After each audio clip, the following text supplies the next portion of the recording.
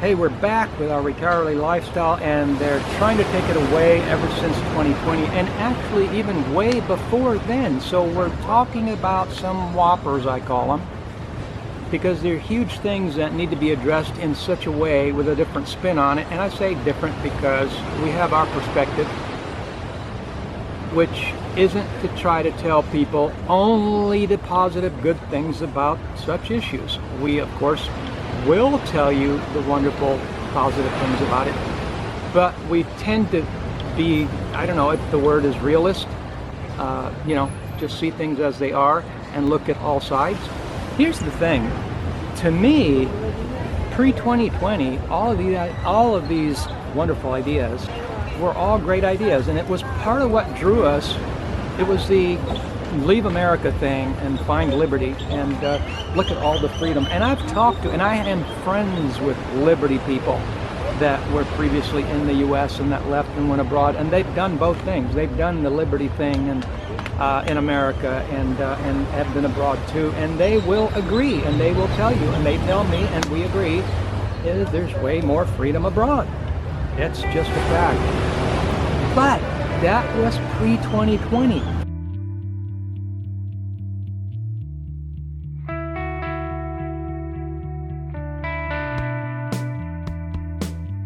That's my point here.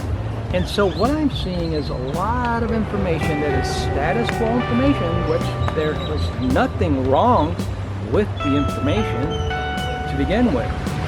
But if since 2020 you find that these people are just barely scratching the surface of the issue of the 2020 thing and just kind of treating it like a, whatever, yeah, just do this, which is just status quo strategy from pre-2020. Well, this is how does this, this raises red flags to me, huge red flags, just as a manner of speaking.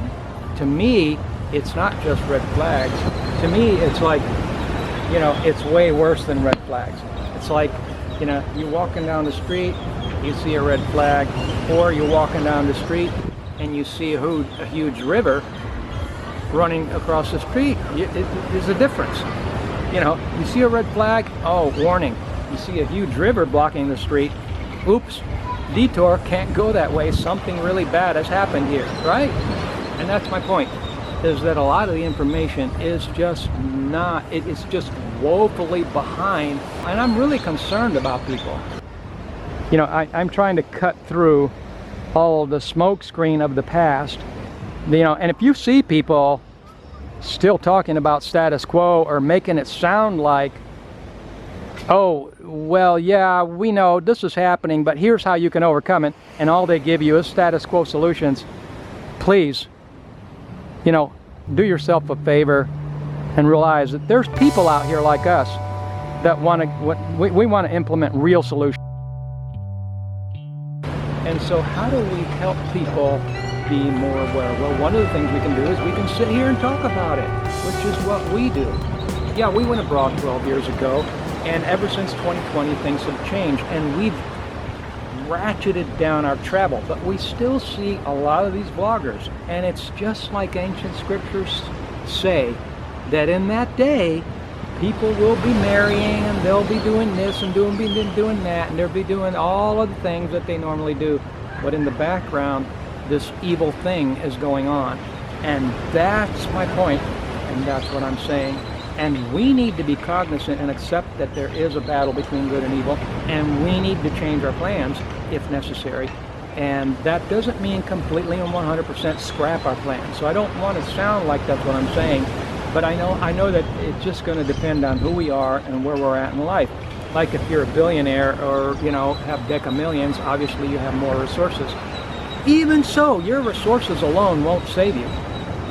It's going to come down to having a network of liberty people, and it's not just liberty. If you're a hateful person, there are people out there, believe it or not, in the liberty sphere that are just hateful people that you really don't want to be around.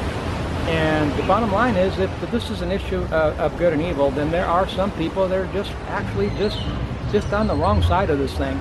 They just have evil in their hearts, and they're just hateful towards their fellow man. So yes, there is an element there of benevolence towards your fellow man, which encompasses all of the ancient wisdom of the ancient scriptures, and so the whole picture goes along with it. So it's not just picking and choosing this and that and the other.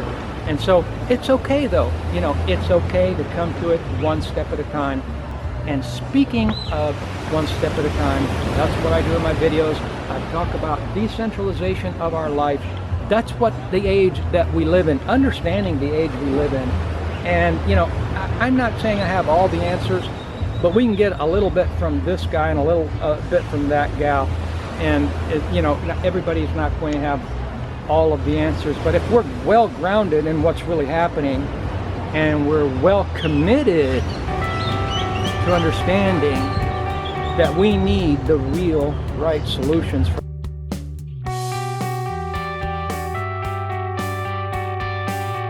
then and only then can we begin to understand that we're going to need each other. We're going to need a network, for example, for private travel. You know, we're going to need to organize and develop private modes of travel.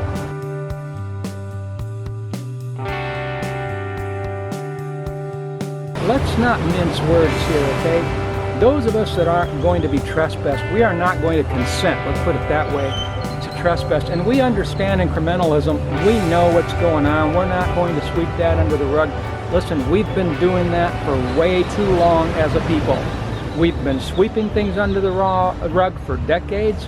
Ever since maybe even 100 years ago, we've been sweeping things under the rug. And now we find ourselves in the hot seat because of it. And so those of us that are very well aware and very well in tune actually have an obligation to help our fellow man and to encourage them in any way that we can. And so yeah, it comes down to having a network of good people. That's number one. And I know everybody believes they're good, but again, if you've got hate in your heart for any reason, you don't qualify. A network of good people in order to network and achieve the calling, that the kind of life that it's not just about lifestyle. That's part of it. You know, living a balanced life is something we talk about in our videos because it is life. A balanced life is life.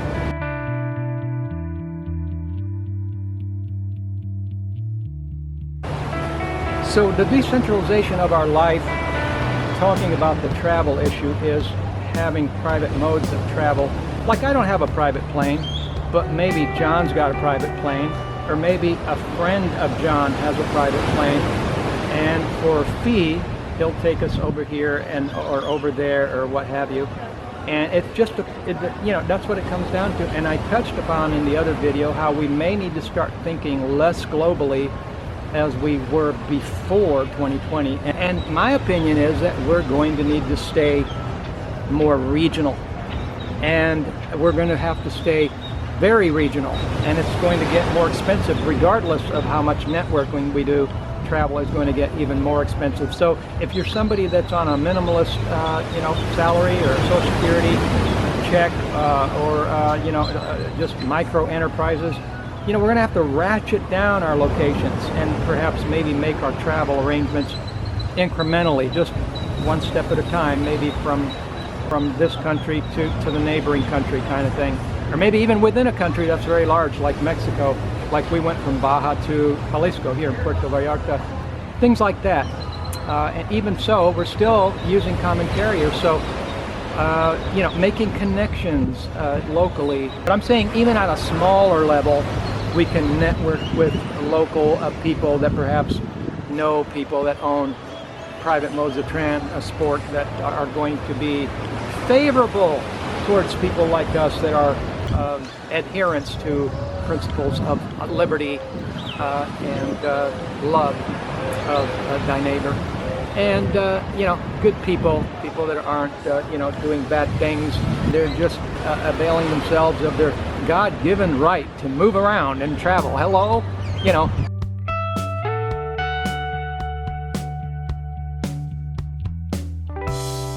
what are we talking about here? You know, I mean, we have the right to travel. I frequently, you know, bring up Charles and the Little House on the Prairie. I make a lot of examples and analogies. And he used to jump in his carriage and go down. Why do you think that was in those shows? I think he knows, and he did it on purpose. I think Michael Landon was a Liberty person, I think that he purposely and intentionally put it, because it was in so many of the videos. He would just jump in there. What was the purpose of having that in the show? Nothing's happening, but something is happening. He's jumping in the carriage and going down the road, and he's gone. And that's all there's to it. He just jumps in and he goes down the road. The right to travel, it's unalienable. You know, it cannot lawfully be taken away. Now, thieves and robbers can show up with guns and say, no, you can't go down the road. That's not lawful, is it? So we have a right to travel. We have an unalienable right to travel. We have an unalienable right. Good people, that is, you know. Hateful people don't have the same rights. A thief loses his rights. When a thief trespasses, he has just lost his rights. Because he trespassed, he is now subject to the law.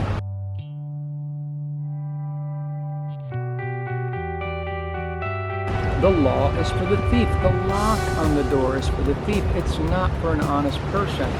So we see that the original intent historically of law was for those doing evil.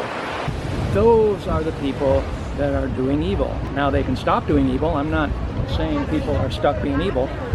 Those of us that aren't doing evil, defined not by other men, but by the inspired Word of God.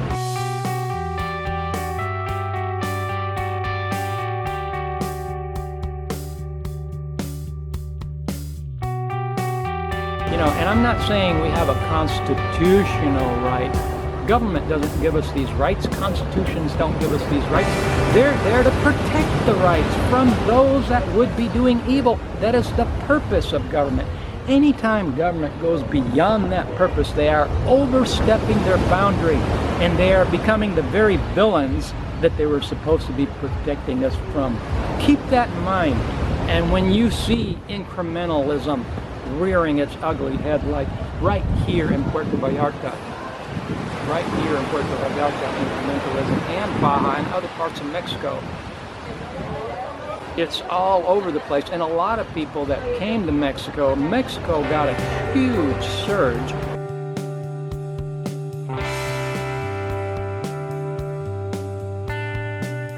In 2020, just because they were one of the few, if not the only country, that wasn't putting up barriers, you know what I'm talking about, just for people to enter. And so they never lost the traffic, the tourist traffic. Matter of fact, they gained it. It went way up. It went to the stratosphere. I mean, people that couldn't get in anywhere else were suddenly just coming to Mexico instead. And so Mexico saw a huge boom.